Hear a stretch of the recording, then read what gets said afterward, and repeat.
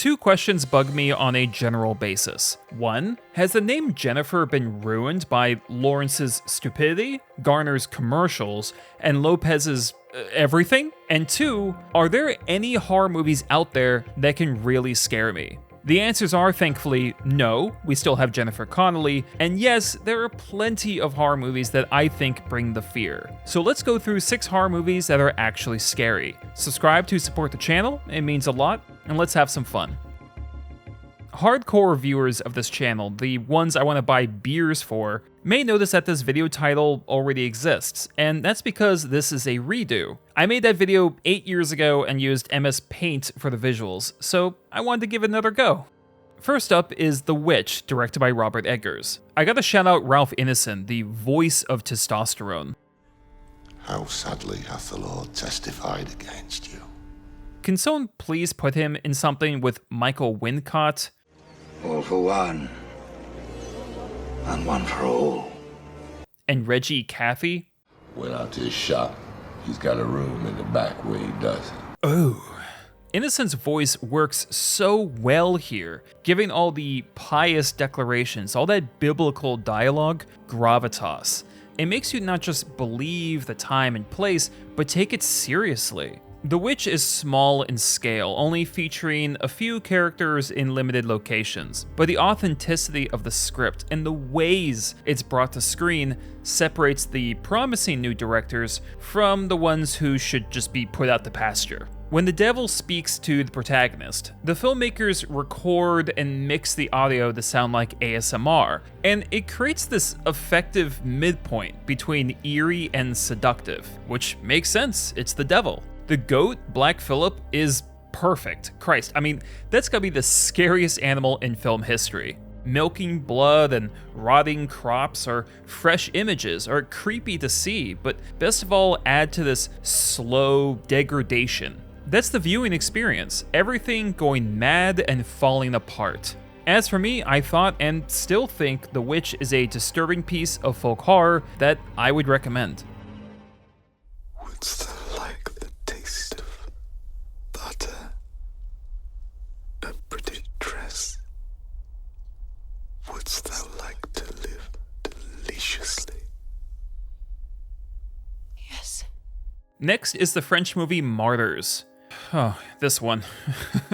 It lets you know very quickly the kind of journey you're embarking on when a peaceful family breakfast is interrupted by a crazed woman who slaughters them with a shotgun. Then it turns out she's one of the main characters. What follows is a mix of psychological thriller, as this woman struggles with guilt and trauma of all stripes, and a home invasion type horror movie that is so horrifying I couldn't fall asleep. And yeah, I know, exaggeration happens a lot with horror reviews, like, oh man, the theme of loss in the orphanage will keep you up at night. No, it fucking won't. I saw Martyrs at night with the lights on, and afterwards I had to keep them on.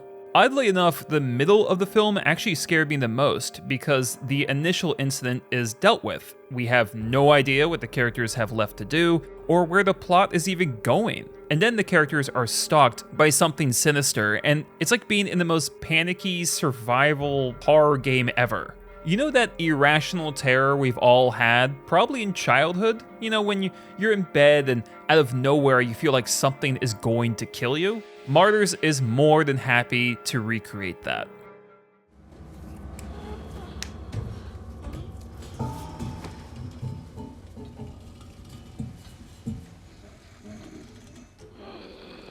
Next on the list is It Follows. This was easily the biggest point of contention with my original video. It's not a masterpiece. It's not Goodfellas or Not Another Teen Movie. Who's that? It's my mother. You have her eyes. But it has a lot to offer. And unlike a lot of movies that are called elevated horror, its filmmaking isn't there to just be slow and pretty. The filmmaking enhances the horror experience at every level. The cinematography is my favorite kind, purposeful. Since the monster slowly stalks its prey, the camera slowly stalks the scene. The framing gives you many chances to think, is someone there? Is someone coming? What's that? The music is eerie and the synth tones give it a unique quasi-80s vibe. The intro is fantastic and ends on a horrifying visual. Maika Monroe kills it as the lead. She actually looks scared.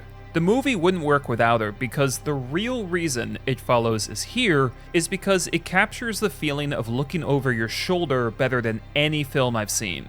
And the fact that this monster never stops hunting adds an extra level of stress. Yep, sure, go far away, go to Honduras, go to an igloo, the Republican or Democratic national conventions, or the semen-laced bathroom stalls within. No matter how far you go, you will never feel truly safe. That scares the bejesus out of me. I love that It Follows keeps this helpless, ominous atmosphere alive from its first shot to the final one. And bonus points go to setting a creepy scene in a movie theater. Watching that in theaters was something special. Where? Right there. And it's here. Right there.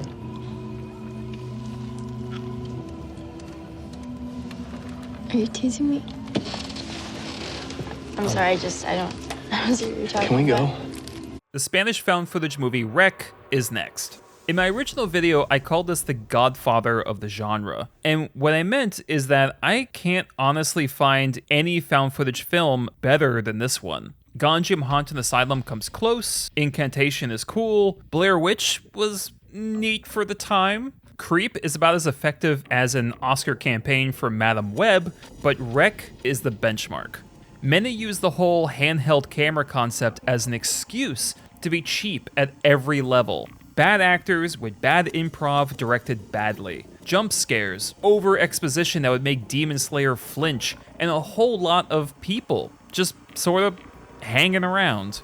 The thing with Rec is that it oozes effort. I've never seen found footage use what's in or out of the frame so effectively.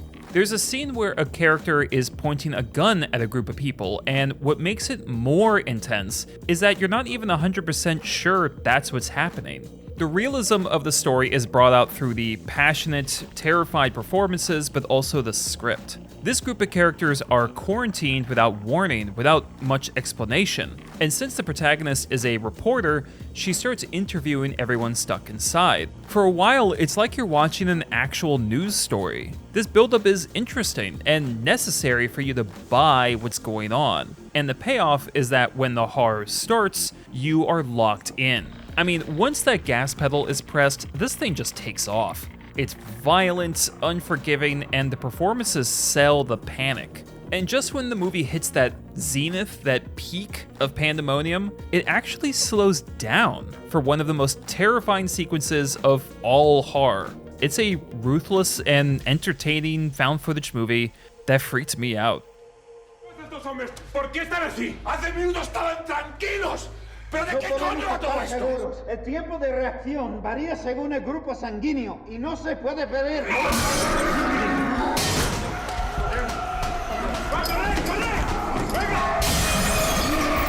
Next is Psycho. Alright, yeah, I get it. You hear someone talk about Psycho, and your reaction may be, oh my god, really? Like, that thing is so old, it's got more rust than a Cybertruck. So I'll say straight off that no film makes it on any of my lists simply due to status. Instead of bland opening credits, we get ones that I can best describe as pissed off.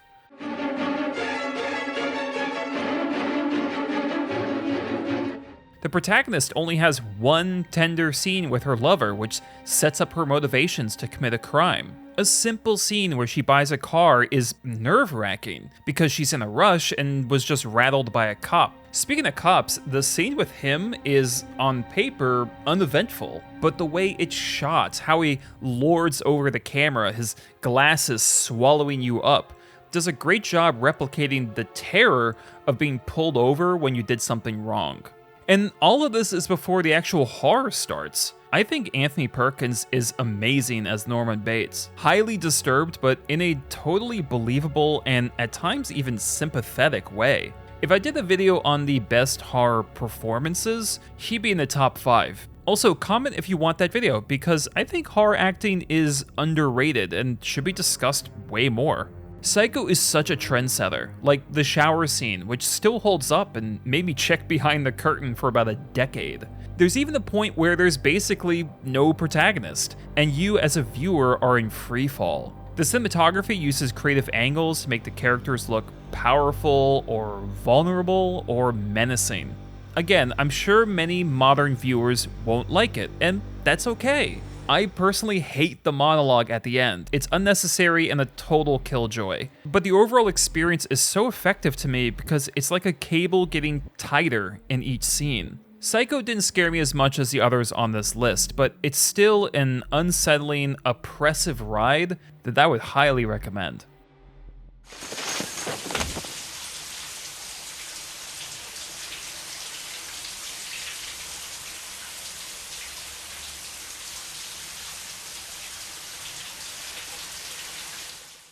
And last is Perfect Blue. Yeah, it's a 2D animated film, and the idea of animation being spooky seems impossible to many. I've seen people scoff at it. It's it's a thing. It's okay. The thing is, Perfect Blue is built different. It even received criticism from people wondering why it wasn't live action. There's something about it, the dialogue, the normal settings, the lack of really fantastical elements feels live action. But for me, this works beautifully as animation because of its grit and realism mixed with the kind of editing and colors that animation allows.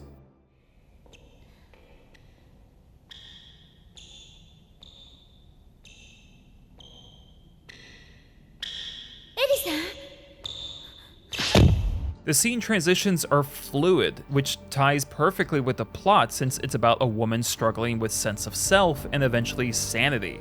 The freedom of color means that all these scenes of pop music can be bright and pink and yeah, but then we get bits with the stalker or the desperate run in the streets, and it's great contrast. Perfect Blue creeped me out so much because of all these contrasting colors and feelings and music choices. It not only made me disoriented, but gave the impression that something off, something sick was going on. I love when movies make you feel like the characters feel. That's my thing. It's a nightmare, a tumble down a rabbit hole that renders you as lost and discombobulated as the protagonist. I mean, just the way this character glides through the streets while taunting the main character is straight up demented. It's fast and fierce and violent and scary, and its animation and the way it's stitched together puts you in the mind of someone losing theirs. Seriously, check this one out.